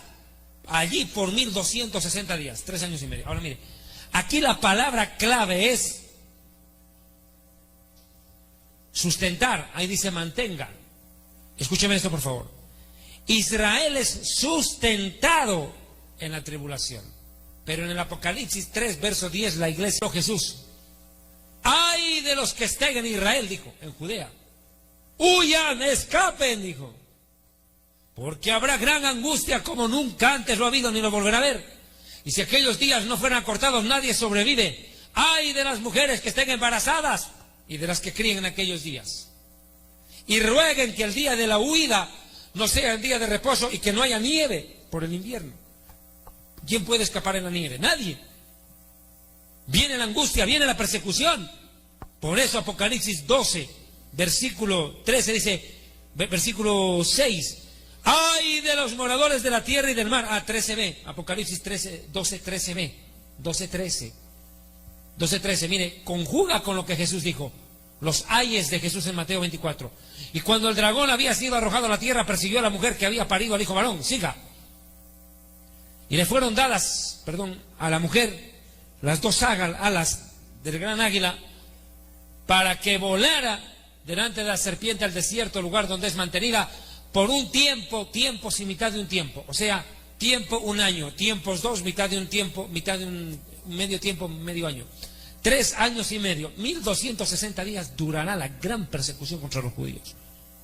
Israel va a sufrir 7 años, pero lo peor serán los últimos 3 años y medio. Lo peor de lo peor, la gran tribulación, el peor tiempo de la historia para Israel. Va a ser una cosa terrible lo que venga ahí. Por eso dice la Escritura, en Apocalipsis 12 también lo dice de una manera contundente, 12:12. 12:12 dice algo textual. Miren lo que va a pasar. Y este pasaje es interesante. Por lo cual alegraos cielos y los que moráis en ellos. ¿Y quiénes están morando en el cielo en el Apocalipsis 12? La iglesia. La iglesia se alegra en el Apocalipsis 12:12 parte 1. Alegraos cielos, moradores. ¿Por qué? Porque Apocalipsis 19 dice gozaos y alegraos porque han llegado las cenas de la boda del Cordero de Dios. Ese es el motivo del gozo. La alegría en el cielo la provoca el ingreso de la iglesia a la Nueva Jerusalén. Gozaos y alegraos porque han llegado a la cena de las bodas del Cordero de Dios. Y su esposa se le ha concedido que se vista de lino fino, limpio, blanco y resplandeciente, porque el lino fino representa las acciones justas de los santos. Imagínense, la iglesia está festejando, alegrándose en el cielo, pero mientras la iglesia se alegra en el cielo, mire lo que dice en la tierra. ¡Ay de los moradores de la tierra y del mar! Porque el diablo ha descendido a ustedes con gran ira, sabiendo que le queda poco tiempo. Poco tiempo, porque después, en la segunda venida, el diablo va preso por 1000 años al abismo.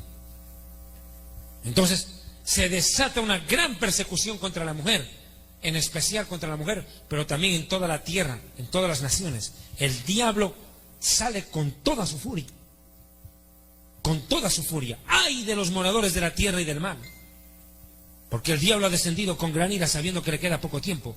Y cuando el diablo, Apocalipsis 12:13, cuando el dragón vio que había sido arrojado a la tierra, persiguió a la mujer que había dado a luz al hijo varón. O sea, va a perseguir a Israel. El diablo va a levantar una gran persecución contra los judíos.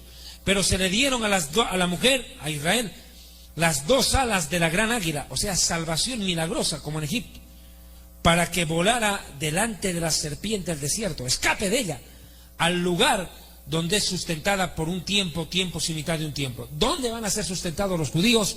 Muchos dicen que en la ciudad de Petra, en Jordania. Muchos dicen que será ahí. Y la serpiente, verso 15, arrojó de su boca tras la mujer agua como un río. No es agua de río, agua como un río. Es decir, una gran persecución, una corriente de persecución contra la nación de Israel, para que fuera arrastrada por el río. Pero la tierra ayudó a la mujer, ayudó a Israel. Las naciones del mundo, muchas de ellas van a ayudar a Israel, pues la tierra abrió su boca y se tragó el río que el dragón había echado de su boca. Es una simbología. Muchos países van a proteger a los judíos, van a abrir las puertas para que se refugien. Entonces el dragón se llenó de ira contra la mujer, contra Israel, y se fue a hacer guerra contra el resto de la descendencia de ella, o sea, los judíos que no viven en Israel, sino en otras naciones. Ahí se va a ir a hacer guerra. Contra los que guardan, aquí hay una característica doble. Contra los que guardan los mandamientos de Dios, son judíos y tienen el testimonio de Jesús. O sea, que son judíos que creen en Jesús. Contra ellos se lanza. Primero ataca a Israel en Israel, a los judíos en Israel. Cuando termina de atacar a los judíos en Israel, dice que persigue a la descendencia de los judíos afuera, en otras naciones, y en especial a los judíos que creen en Jesús. ¿Quiénes son ellos? Los 144.000. La persecución contra los predicadores, en especial contra los 144.000, Va a ser atroz. Va a ser una cosa terrible. Y mírelo, compruébelo por favor, en Mateo 24, capítulo 24, verso 8. Y todo esto será principio de dolores. Mateo 24, 8. Principio de dolores. Aquí comienza. Aquí inicia la gran tribulación, el tiempo de angustia. Aquí se agrava la situación en el mundo. Y si quiere el versículo 10 más. Siga, el 9. Entonces os entregarán a tribulación y los matarán, y serán aborrecidos de todos los pueblos por causa de mi nombre. Muchos tropezarán entonces, y se entregarán unos a otros, y unos a otros se odiarán. Pero el que persevere hasta el fin será salvo. Ahí es donde dice, ay de las que estén embarazadas también, y de las que críen en aquellos días. Definitivamente, lo repito, vienen años terribles para la nación de Israel. Momentos de gran angustia, de gran sufrimiento, de mucho dolor para el pueblo judío. Será una cosa bastante dolorosa, bastante difícil. Ahora, ¿qué es lo que va a vivir Israel? No solamente persecución, sobre todas las cosas Israel va a vivir guerras. Vea por favor la segunda parte de mi conferencia. En este momento aquí arranco la segunda parte, voy a tratar de hacerla muy concretita. El Armagedón. Israel va a vivir muchas guerras luego del arrebatamiento. Invasión de Gog y Magog. Usted la puede ver en mi prédica Rusia en la profecía bíblica en internet. Ahí explico la gran invasión de Rusia y los países árabes atacando a Israel y Dios destruyendo a todos ellos. Pero la gran batalla es el Armagedón. Esa ocurre al final de la tribulación. Ya cuando el diablo desciende a la tierra, levanta a todas las naciones y las tira contra Israel. A todas las naciones las lleva a pelear contra Israel. Vea por favor Zacarías, capítulo 12, versículos 2 y 3. Zacarías 12, versos 2 y 3. He aquí yo pongo a Jerusalén, dice, por una copa que embriagará a todos los pueblos de alrededor en el sitio contra en el sitio contra Jerusalén.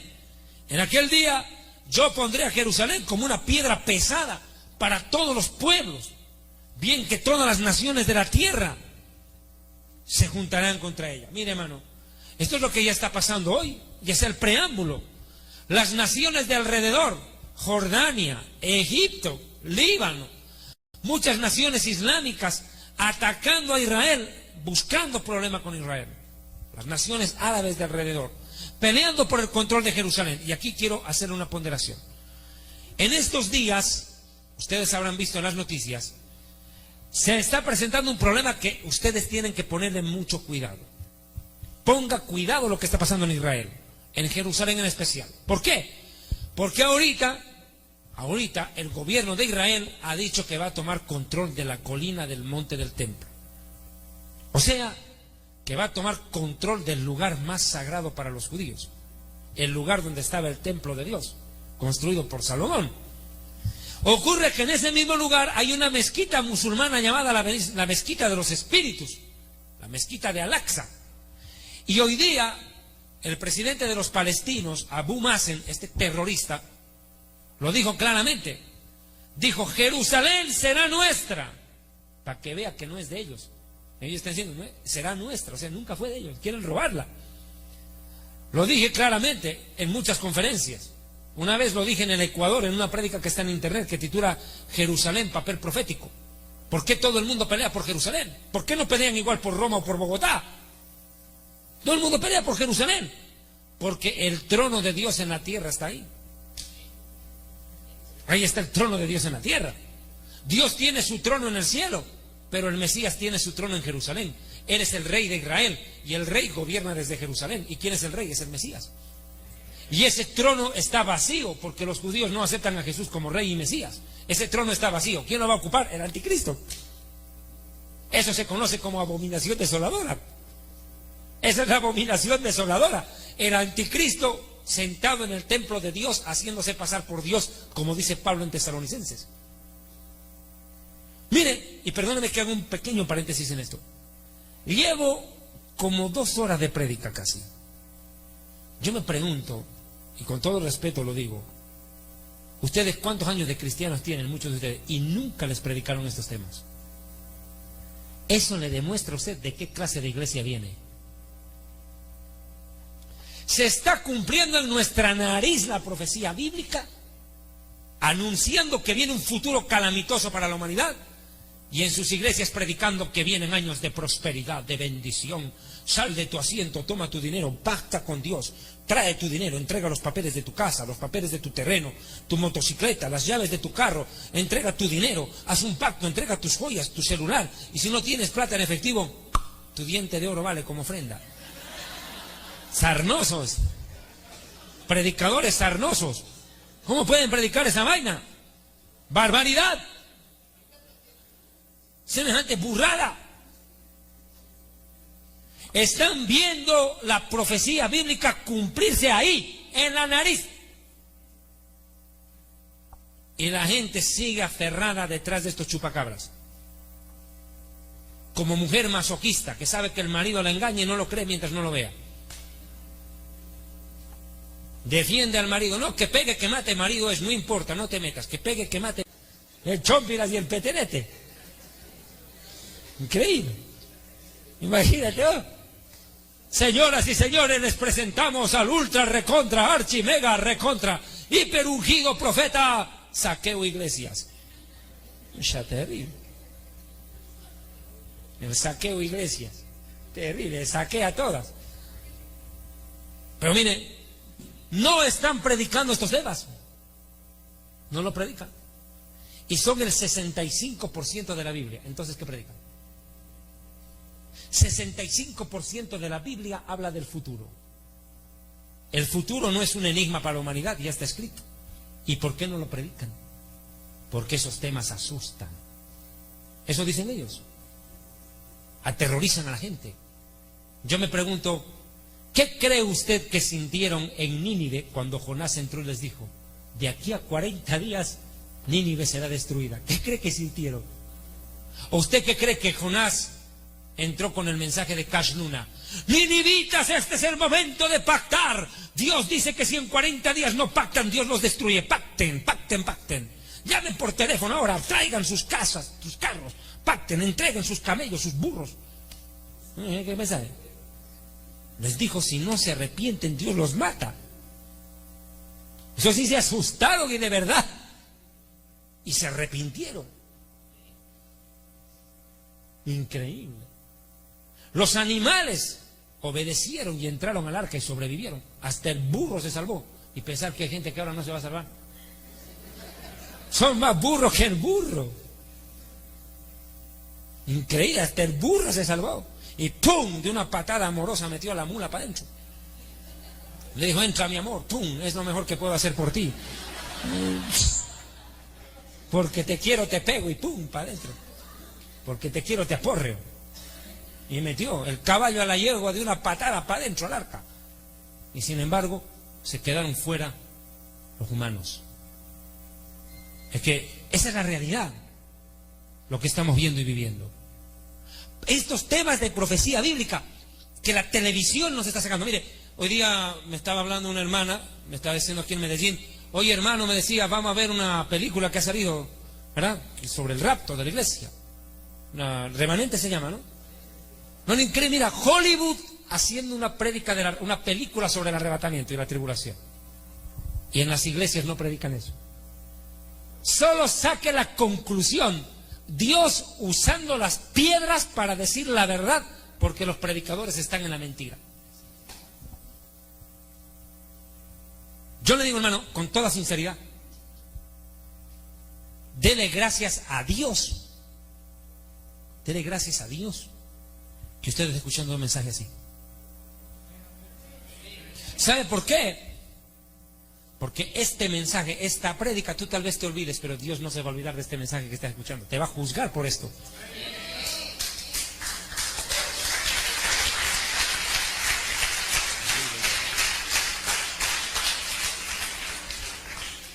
Dios te va a juzgar por esto, porque Dios no te va a decir que tú no sabías. Dios no te va a decir, ay hijito, me olvidé hablarte del arrebatamiento, perdón, lo siento, no te enteraste que yo venía por mi iglesia. Increíble, Hollywood lanzando una película sobre el arrebatamiento. Y en las iglesias dicen, Cristo todavía no viene. Y sale el estúpido de Dan de Hebel a decir, yo no quiero que Cristo venga ahora, yo no quiero. Claro, ¿qué vas a querer que venga Cristo cuando estás robando a gusto? ¿Cómo vas a querer que Cristo venga y que te acabe el negocio? ¿A quién le vas a robar? ¿Lo vas a hacer pactar al anticristo?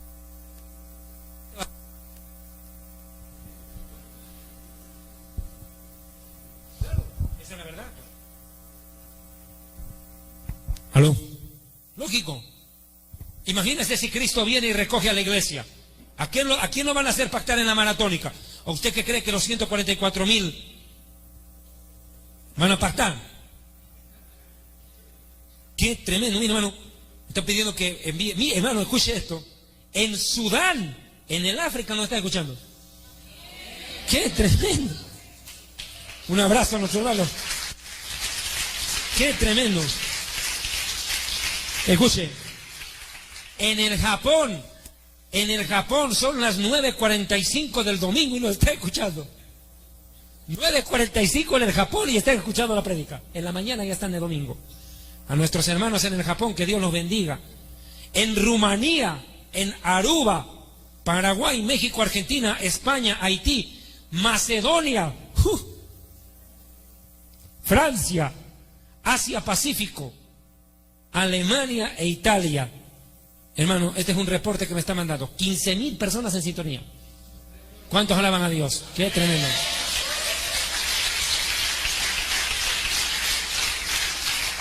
Qué bendición.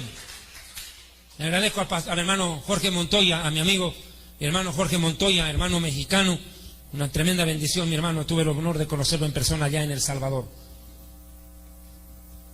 Agradezco al pastor, a nuestro hermano Antonio Correa, de la página elfinvienepronto.com. Hermano, esa es la realidad.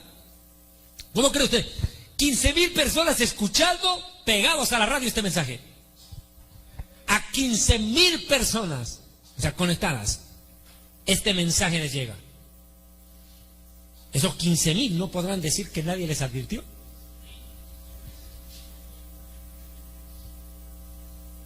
Que su palabra tiene poder. Su palabra llega donde debe llegar. Hermano, Dios está desesperado por salvar al hombre y los predicadores se oponen al plan de salvación predicando burradas. Burradas, rebuznan. Hermano, mire, hoy yo le digo, usted analice usted. Si usted está en una iglesia sana, le van a predicar que Cristo viene y lo van a preparar para ir al cielo. Si usted está en una iglesia falsa, este tema ni se predica. Por ende, usted está en una secta. Así de simple. Porque si no te preparan para ir al cielo, ¿para qué vienes a la iglesia? ¿O piensas quedarte a vivir en la tierra para siempre? Usted saque la conclusión. Yo le digo honestamente, y discúlpeme, si usted está escuchando esta prédica y después de escuchar este mensaje mañana domingo en la mañana, usted vuelve a la iglesia de su pastor que se pegó un marihuanazo y se declaró apóstol, patriarca, profeta o no sé qué, usted, hermano, con todo el respeto del mundo, usted bíblicamente es llamado necio. La Biblia lo llama necio. Y el necio que reprendido endurece la cerviz será quebrantado, dice. Usted es un necio que no quiere entender la verdad de Dios. La Biblia les manda a ustedes a escapar de esas iglesias. Salid de en medio de ella, pueblo mío, dice, escapen. Tienen que escapar de esas iglesias. Ustedes no pueden quedarse a orar por esos predicadores. No sean ingenuos. Ustedes tienen que orar por su propia alma. Los que están en peligro no son esos predicadores, eres tú. Tú estás en peligro. ¿O te crees tú, qué te crees tú, el Superman, el superhéroe, que vas a rescatar a esos herejes? No, tú tenés que escapar. Vos tenés que escapar, salir de allí, corriendo, escaparte. Jesús dijo, velad por vosotros mismos. No dijo, velen por el pastor, por ustedes, dice. Y así ese pastor se llenó de codicia, de ambición, y predica plata, plata, plata y plata. Déjalo, ese se entenderá con Dios. Tú escápate. Corre, saca a tu familia de esas iglesias, escápate. Todo pastor que siente admiración y está bajo la cobertura de algún apóstol que te dice Cash Luna es un ungido, Guillermo Maldonado es un siervo de Dios. Mira, hermano, si ese pastor imita a ellos y no a Cristo, ya te das cuenta dónde vas tú. Su modelo no es Jesús, su modelo es Maldonado. Jesús no tenía auto último modelo, es más, no tenía ni burro para entrar a Jerusalén, se prestaron. O sea, su modelo es Maldonado, no Jesús. ¿Lo que ve usted? Ahora, escúcheme, vuelvo al tema de esto de Israel. Jerusalén se va a ver víctima de una invasión. Y es más, Zacarías 12:3 dice que todas las naciones se juntarán, que Jerusalén se convertirá en una piedra pesada a todos los pueblos. ¿Cuáles son todos los pueblos? Las Naciones Unidas. Dígame, ¿cuál es el problema hoy en Jerusalén para la ONU? El control de la ciudad de Jerusalén. No lo pueden resolver. Políticos y diplomáticos no saben cómo desatar ese nudo gordiano, que en todo intento de desatarlo terminan amarrándolo más. Es un nudo gordiano eso. Dice que todas las naciones del mundo se van a venir contra Israel, ya que la ONU no puede resolver el problema, se le va a tirar encima a Israel. Dice, bueno, no, como no podemos resolver, acabamos. Y ahorita miren, le digo una vez más, en Israel han ocurrido cosas muy raras en estas 2 semanas. En 2 semanas, después de la luna de sangre, vio la luna de sangre, la última. Yo le recomiendo, vea mi prédica Lunas de Sangre. Alcanzó casi 500,000 visitas en internet, si no es más. En esa prédica yo dije que después de que la luna se haya tomado color sangre, de acuerdo a la profecía de Joel, que el sol se convertirá en tinieblas y la luna en sangre, antes que venga el día grande del Señor, que es el arrebatamiento y la tribulación, escúcheme bien, va a venir juicio y guerra. Cuando ocurrió la primera luna de sangre, yo estaba predicando en El Salvador, y lo dije claro, estuve en Nicaragua, El Salvador, y lo dije, viene guerra para Israel, inevitablemente viene un baño de sangre en Israel. Literal, el conflicto en Gaza arrancó. Hace poquito hubo luna de sangre, hace poquito, hace pocas semanas atrás hubo luna de sangre, y mire cómo ya está Israel, otra vez efervescente, otra vez está encendiendo el conflicto. ¿Y sabe por qué? Por el control de Jerusalén. Inevitable guerra que va a venir al Medio Oriente. Viene una nueva guerra en el Medio Oriente. Una nueva guerra viene. El mundo se está precipitando a la tribulación. Y ahorita el problema es que quieren construir el tercer templo judío. ¿Y qué es lo que ha desatado el conflicto? El otro día, un rabino judío muy famoso, llamado Yehuda Glick, que era el encargado de la construcción del tercer templo de Jerusalén, el que empezó a presentar en televisión la ropa del sumo sacerdote, la ropa, los utensilios que van a utilizar en el templo. Este rabino le pegaron un tiro en la cabeza y milagrosamente sobrevivió. Está debatiéndose entre la vida y la muerte. Todo fue con el disparo contra él. ¿Y quién era este rabino? El más grande activista para reconstruir el templo de Dios en Jerusalén. ¿Y qué dice la Biblia? Que lo van a reconstruir, que el anticristo se sentará en ese templo haciéndose pasar por Dios. Dese cuenta, la profecía se está para cumplir. La profecía se está para cumplir, y en las iglesias le dicen, pacta con Dios, haz un voto, pacta con Dios, trae tu dinero, siembra, siembra, siembra, que el que cosecha soy yo. Maleantes, rateros, ratas, choros. Bueno, si esa teología de sembrar más para cosechar más funciona, ¿por qué no siembran ellos? A ver qué siembren los predicadores. Claro, a ver qué siembren ellos, que den en el frente. Ellos dicen, más bienaventurado es dar que recibir. Entonces, ¿por qué piden en vez de dar? Claro, ¿no ve que es más bienaventurado dar? Que den pues ellos, y que sean los bienaventurados. Predican al revés. Es decir, llévese usted esta bolsa de oro a 20 centavos. Y si es de oro, ¿para qué la vendes, burro? Terrible. Viene guerra en Israel y vienen futuros conflictos. Ahora mire, Zacarías 14:2. Zacarías 14:2. Porque yo reuniré a todas las naciones para combatir contra Jerusalén. La ciudad será tomada, saqueadas las casas, violadas las mujeres. Ahora puede entender por qué Jesucristo dijo, ¡ay de las mujeres! Porque las van a violar. La mitad de la ciudad irá en cautiverio, pero el resto no será quitado de la ciudad. Jesús dijo, gran tribulación. Gran tribulación. Las naciones del mundo se van a unir contra Israel por obra del diablo. Es más, Apocalipsis capítulo 16, versículo 12. La batalla del Armagedón se organiza y viene una gran campaña militar en esa región. Mire, el sexto ángel derramó su copa sobre el gran río Éufrates. Mire esta profecía. 16, 12, cuate. El sexto ángel derramó su copa sobre el gran río Éufrates. ¿Dónde está el Éufrates? En la Mesopotamia, en Irak. ¿Y qué pasó? Está en sequía esa región. Ya se está preparando desde ahora. Y dice que los reyes del oriente van a cruzar por ahí. ¿Quiénes son? Japón, Corea, China, Taiwán, las Coreas, norte y sur, Vietnam, toda la raza amarilla, la raza amarilla, los hijos de Job. Job es el padre de los chinos, es el papá de ellos. Toda la raza amarilla, descendiente del patriarca Job, va a formar un ejército común y van a invadir Israel. Todos los chinitos van a ser su ejército. Y hoy en día, ¿cuál es el ejército más poderoso? China, el más numeroso. ¿Y sabe cuántos soldados tiene China? ¿Sabe cuántos soldados tiene? 300 millones de soldados. Pero lo más curioso es de que la profecía bíblica, mire lo que dice. Amén. Apocalipsis 16, verso 13 y 14. Y vi salir de la boca del dragón, de la bestia y del falso profeta, 3 espíritus inmundos, semejantes a ¿qué? Ranas. Escuchen, les recomiendo ver mi prédica OVNIs y demonios. ¿Quiénes son los reptilianos de los cuales tanto se habla? Demonios, mi amigo. El diablo siempre se manifestó como reptil. En el huerto del Edén, como víbora. Aquí, como rana. Y en el Apocalipsis, como dragón. Siempre el diablo se manifiesta como reptil. Y hoy en día nos vienen a hablar de los grandes reptilianos.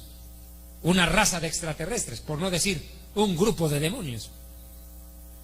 Yo les recomiendo, vea mi prédica OVNIs y demonios. Hace tiempo atrás, personas malintencionadas me eliminaron mi canal en YouTube haciendo vericuetos, toda clase de triquiñuelas. Y en ese momento mi conferencia OVNIs y demonios ya tenía como 300,000 visitas. Pero ahora que hemos vuelto a subir el video en internet, OVNIs y demonios alcanzó creo casi 200,000 en mi canal. Y en otros canales OVNIs y demonios o reptilianos, también aparece con el título de reptilianos, alcanzó casi el 1,000,000 de visitas en internet de esa prédica, donde explico claramente todo el fenómeno OVNI, las distintas clases de OVNIs, cómo los demonios están organizados en principados, potestades, huestes, tronos, gobernadores, qué es un gobernador, qué es un trono, todo eso, cómo está graduado la jerarquía satánica. No se olvide usted que el diablo fue el primer habitante del planeta Tierra. El diablo fue el primer habitante de este mundo. Fue el primero. Cuando Adán y Eva fueron creados, ese ya estaba ahí. Es terrible. Mire, ahora salen 3 espíritus a manera de ranas, dice, de la boca del diablo, de la bestia y del falso profeta. Estos demonios, ¿qué hacen? Enviados por ellos, son espíritus de demonios que hacen señales, es decir, milagros, y van ante los gobernantes de la tierra en todo el mundo. Deténgase. Aunque usted no crea, lo que dicen en el internet es verdad. Los grandes gobernantes del mundo están recibiendo consejo de extraterrestres. Eso no es mentira, mi amigo.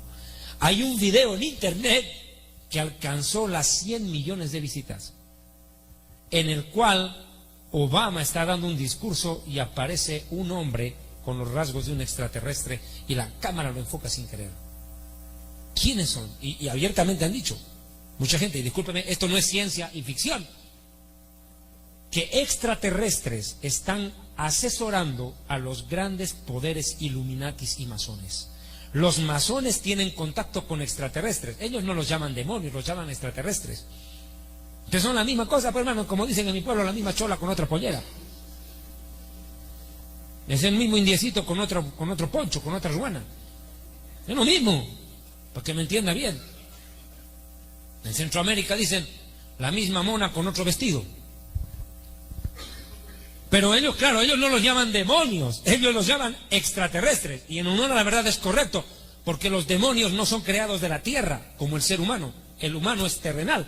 Los demonios son extraterrestres porque no están hechos de tierra. Es correcto llamarlos así. Los ángeles de Dios también son extraterrestres. ¿O usted qué cree que el ángel Gabriel tiene cédula colombiana expedida en Medellín? ¿No lo cree usted? Imagínese, el ángel Gabriel se descubre que era paisa.